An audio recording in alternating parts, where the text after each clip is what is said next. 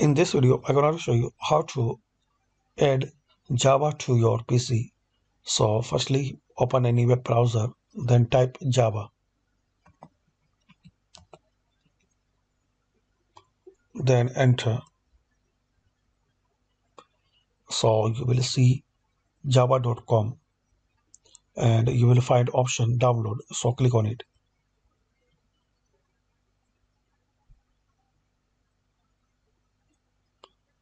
Now click on accept cookies. Now agree and start free download.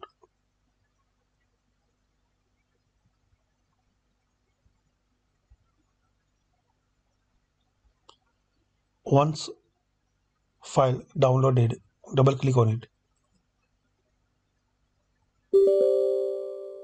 It will ask permission, so click on yes.